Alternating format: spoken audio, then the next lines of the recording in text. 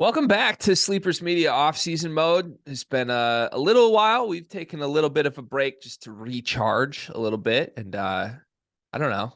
Why have we taken a break, really, Cart? I'm preparing to be a father, and you just started a new men's league circuit.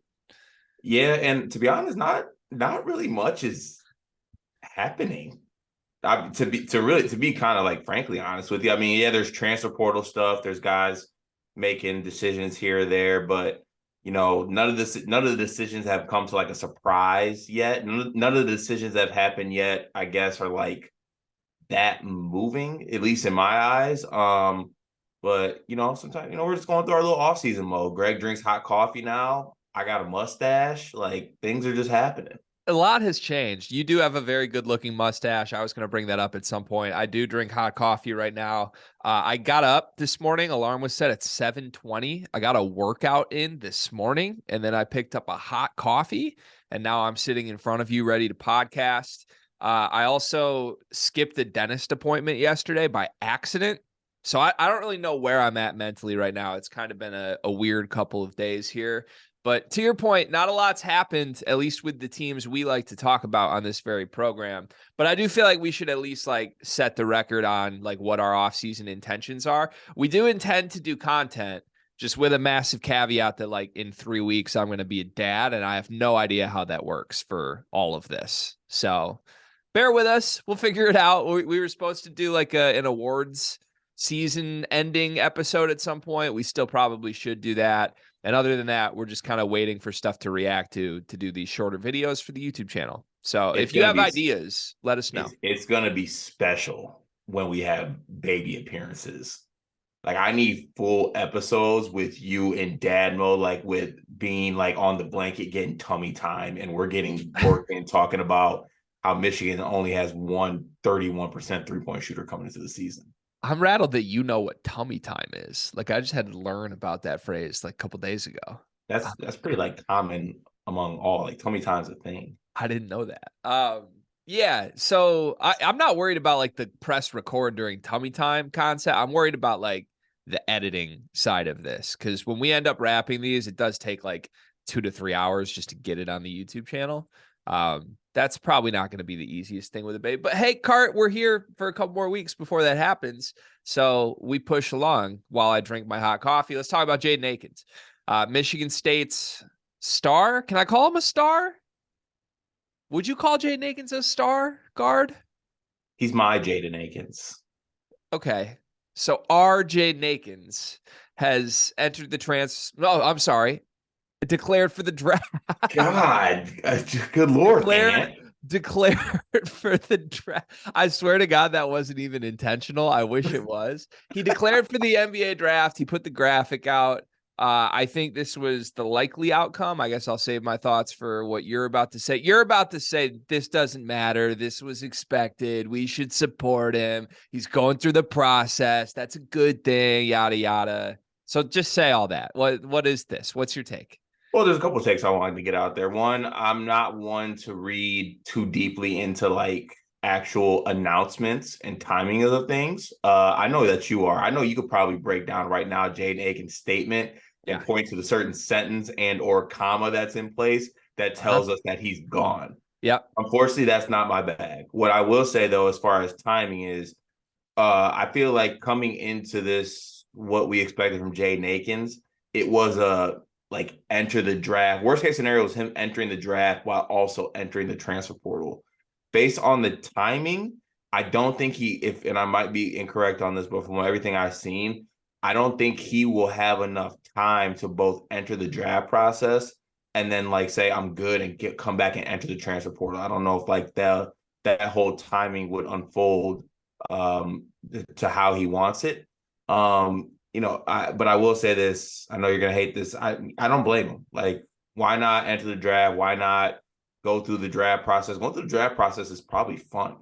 Get a lot of gear, get to travel, get feedback, get the hoop, get to not go to school, get to get out of EL for a little bit. Like, it really doesn't sound like that bad of a situation. Get the feedback. Now with that, feedback could not be what we want as Michigan State fans. Feedback could be we want to see you with the ball in your hands, like that type of situation. And then it comes down to two options. Either he comes back and, he'll probably get some more opportunities to have the ball in his hand this year, but then he kind of thinks next year he could have the ball in his hands a little bit more. Don't give me that look. Well, here's my thing. He's not going to have the ball in his hands more this season. I think he could. That's all like that's pure fandom. And I don't blame you for saying it, but Well, like no. But hear me out though. Like you talk about how Jaden Akins gets more touches as far as like coming off down screens and things like that, like Joey Hauser type looks. did Is Joey he? Hauser have the ball in his But hands a lot? what I'm saying is instead of like those pin downs for that you ran for Hauser, those sets can be ball in the hand for Jaden Akins. Maybe pick and roll, something like that. I'm saying it could be a different wrinkle of the offense. But that's so yeah, I guess in theory that could. Like there are possessions to be moved that could in theory go to Jaden Akins. But the problem is if you're gonna have anybody run a ball screen and Tyson Walker and AJ Hoggard are on the floor, it like that would be doing things that aren't best for the team to run ball screens for Jaden Akins if those two are on the floor. Like it's just, and Izzo's not an idiot. Like the reason Jaden Akins hasn't been running ball screens is because he's not as good at them as the other two guards on this team that are back next year. So like, could that happen? Maybe, but I have a really hard time believing Tom Izzo's ever going to have a guy who's just not as good at ball screens run ball screens specifically because he needs to use the NBA. But you mentioned the fact that you think that Jaden Akins is like the best guy on this team talent wise. I do. I 100% do. I think he's the most dynamic. I think his ceiling is the highest. I also think like he's not like Tyson Walker is going to be a top 5 player in this conference. Like the end of games, the ball's going to be in his hands.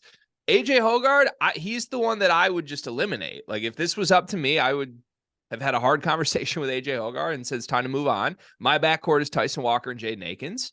And I don't think that lowers the floor or the ceiling whatsoever for Michigan State if that happened. If anything, I think it gives you a more reliable team than a team that you're depending on AJ Hoggard's mood swings for. But the truth, like I went through this, Car. It's not just pure hate. I know I've had a rocky relationship with what I say about AJ Hoggard, but like I went through this with Xavier Simpson for 4 years. Like he's a non-NBA point guard that needs the ball in his hands every second to be worth a damn on the floor.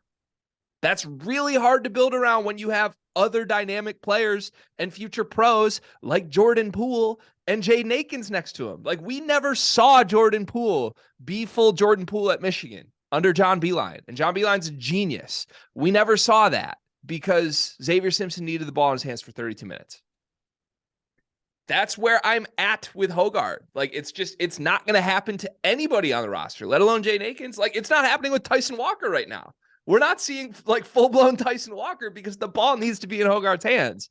So when you're the third guy, that leaves you in a really tough spot. And, look, I think I'm a little surprised. Like, I'm surprised it took so long for this. That's what I'm surprised by. I'm not surprised he, quote-unquote, entered the draft. First of all, let's be clear. He's not entering the draft. He is in the draft process. Jaden Akins and his entire family and everyone in the world knows that Jaden Akins won't get drafted this year if he enters the draft. So he's going through the process. That's fine.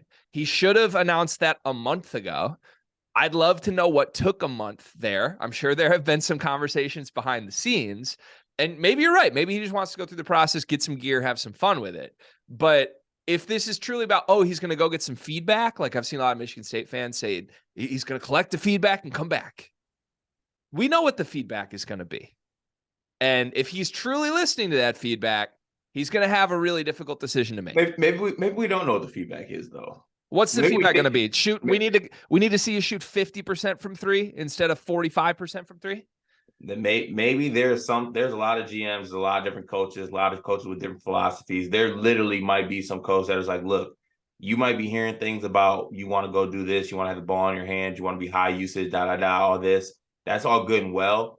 But I also see a fact that you could be like in the role you're in and be a winner and hit shots and improve this year, by the way. Like there's still room for improvement with Jaden. What could he improve at?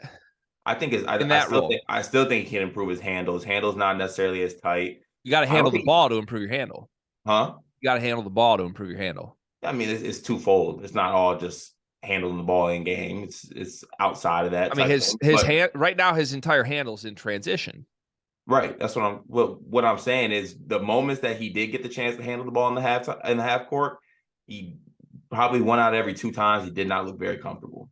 Now Which that is great. Now that might be because of opportunity. I agree. That well, might be because of it opportunity. goes both ways. I'm not saying Yeah. it's just opportunity, but like for both of us to sit here and be like his handle looked shaky in the half court. So you're telling me he's going to handle the ball more than Hogard and Walker? If his handles looks shaky in the half court, if it's like it's just not going to happen. It's just not realistic. So, and look, maybe you're right. Maybe the Sacramento Kings are going to be like, we don't care about your on-ball abilities. We just want to see you win a championship. That's not what NBA GMs say. Like whether or not he has potential to get drafted as like a winning NBA role GMs player. value winning and role players. I, They I do. I think they value skill sets a lot more than I like. Look, I'm trying to think from UConn. Like Jackson's going to get drafted in the second round this year, but Yeah. Jackson has a lot more that he does on a basketball court than Jaden Akins right now. Yeah. Like, so I don't know. I don't know. Look, the truth is there's a decision to be made between is my priority my personal future and my personal goals, or is my priority being a part of something special? Like some of the best Michigan State teams have had guys who have sacrificed. Like championship teams require sacrifice from guys. And Jaden Akins to me is probably the most key element to what could be a really special season for Michigan State. I wouldn't blame him if he goes individually and says, I need to prioritize my future. But I also like wouldn't blame him at all if he's like, I want to be a part of a championship team, because that's like Izzo's statement after Aiken's statement was so funny to me. And it's just like, we all know how special an opportunity next season could be. Like, it's true, but it's a lot of pressure on Jaden Akins. And like I said this a month ago, I don't know if I'm Jaden. I don't know if I could look Tom Izzo in the eyes and be like, I don't want to start for you on a really good team. Like, that's a scary moment for a 20-year-old kid to do. Yeah. Like I said, like I think I kind of echo your sentiment. Like if Jaden was to leave, I would not blame him because of whatever his personal goals are. But like you said, he goes back to state, he could be part of something extremely special. And that's not just this year too, because I mean, sorry, well, I guess this upcoming year, technically in this case, people really look past the fact that in my perfect ideal world, I'm coming to visit you in Montrose. I'm bringing Bean her second B-Day gift, and I'm gearing up to watch Fears Akins in the backcourt. Yeah. And you're in hell as you're watching Doug Okay. and Well, this Caleb isn't a Love, Michigan episode. and Doug and Caleb Love who are coming. And Caleb Love, who's using his COVID year This isn't and a coming Michigan back. episode. This isn't a Michigan Sorry, episode. I'm surprised you're giving me Caleb Love in a Michigan uniform at all, by the way. That's surprising to me. Yeah. admissions. No, the truth is I'm excited even as a rival fan. Like I'm very excited for the next 2 years of Michigan State basketball. Since we've been podcasting seriously and doing this every single week, Michigan State hasn't been the best version of themselves. Next year they're going to be really, really good. I've said and will continue to say I think 2 years from now is the national title year. I don't think Hey, it's next year. I think it's 2 years from now. So to end this Michigan State segment, can I ask you? Actually, I got 2 questions for you. okay. One, give me a percentage on Jaden Akins gone and Jaden Akins back in Michigan State next year. 60% back, 40% gone. Okay. I think I'm 70-30. I think genuinely the feedback 100% is going to be like, listen, there's no way you're getting drafted based on your current role. We need to see you as a full-time guy. We just need to. And like, if he kills it in workouts, I think that makes that even louder. Like if he has some bad workouts, the feedback might just be like, dude, you're not good enough. And then in that case, he's like, okay, I need to go back to Michigan State. But if he kills it in workouts and then people are like, we want to see you be a primary scorer, primary ball handler, then it's like, shit. So, but Yeah, either way, I I don't think know what it's, his options. I don't know what his options would be at that point. He won't be able to get in the portal. yeah, it would. There's a deadline 2 weeks from now. Also, I mean, it'd have to be pretty quick. No, that's the thing though. Like NBA draft pullouts can get in the portal. That's the thing. I'm saying like Jaden would have to make that decision pretty quickly here. I don't know how the workouts like Got have 2 they weeks. begun? It's got 2 weeks. I'm saying have the workouts begun, like draft workouts? I don't know. Yeah. But like that's a real window every year. Like there's always like 20 to 30 guys that declare and end up coming back and hitting the portal. Matthew Meyer did last year. But didn't Meyer like enter the portal and declare? I think it was I don't remember the simultaneous. specifics of it, but like Okay. a lot of people like just assume Seth Lundy's gonna like play for North Carolina next year, and he's going through the process right now. He's probably gonna end up in the portal. Just But as he's already officially in the portal though, isn't he? no. Oh, okay. And then my last question. Are you more excited for Michigan State to be good because if they aren't as good as people think, you will be able to capitalize? No, I'm not. I like when Why? Michigan State is good at basketball. This is a genuine sentiment for me. Obviously, I'm a mutant and my fandoms are weird. But I like when my rival is good. I don't like when my rival is horrible. That makes me unique. I have never felt stronger than this past year. Like the state of Michigan has to hold up the Big Ten. And in my opinion, the Big Ten has stunk the last 2 seasons, mostly because Michigan and Michigan State have been pretty bad teams compared to what they should be. So I'm excited. I'm excited for Michigan State to be back in the top 10, like a bona fide contender. That's good. It's putting the pressure on Michigan. They need to get back to it.